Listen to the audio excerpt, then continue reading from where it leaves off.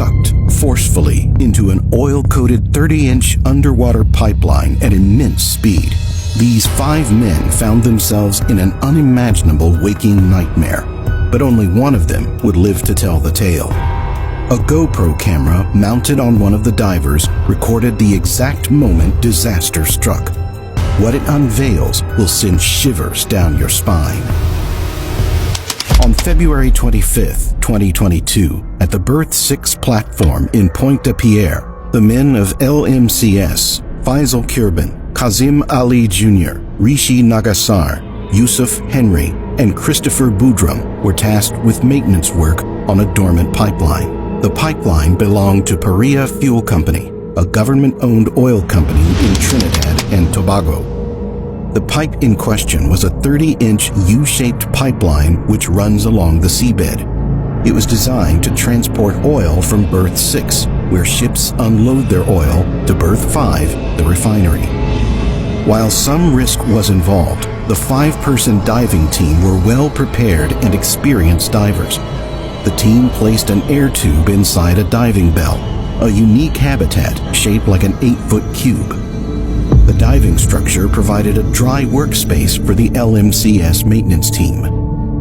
LMCS installed the cube structure over the pipe at Berth 6 to displace the water inside the work area. The cube created a pressure pocket of air that forced out the ocean water to create an appropriate workspace.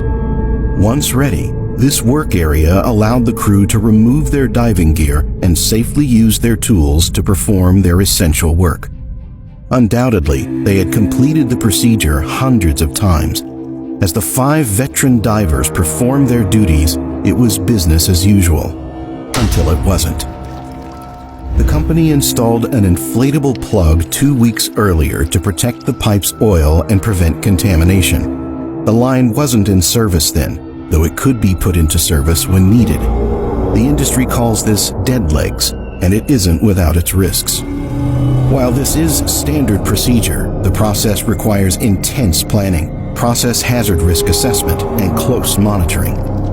Preparing for maintenance jobs like this can take days, if not longer.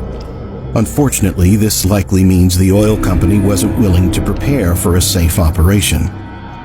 But like most employees, the 5 divers were following orders. The divers descended to their work site, unaware of the surprise.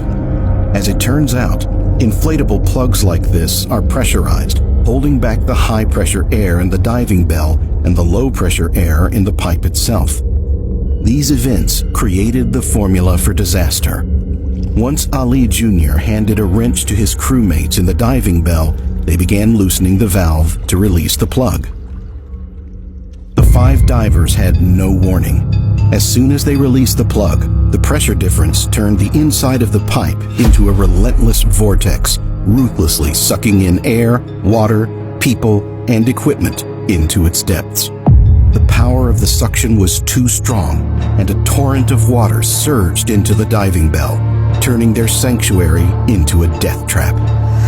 The sudden influx of water and pressure differential unleashed a force that yanked the men and their tools into the narrow pipeline.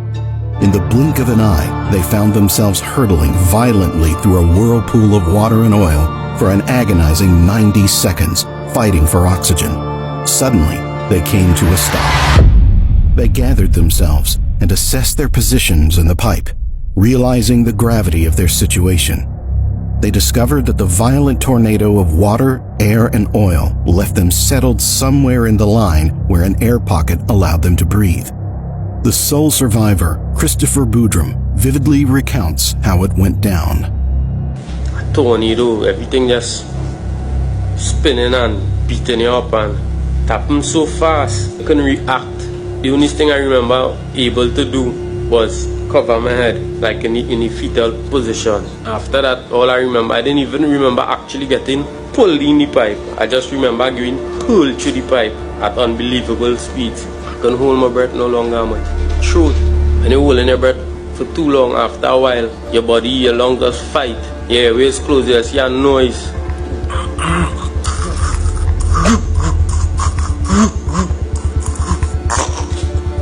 Your body suffering to pull air, and unbelievable nightmare. Your eyes burning. Every time you try to open your eyes, it's burning. You're pitch black, you can't see nothing. Your throat burning.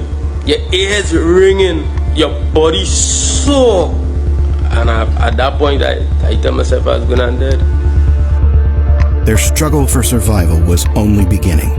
The men were trapped inside a 1,200-foot-long oil pipe, disoriented, injured, and in absolute terror. Amidst this chaos and fear, the men tried to communicate and keep each other's spirits up. However, the reality of their situation squashed down any hope of survival. The GoPro that had been with them for the dive recorded every second of their plight, capturing the sheer terror and sounds of struggle as the men fought for their lives. Chris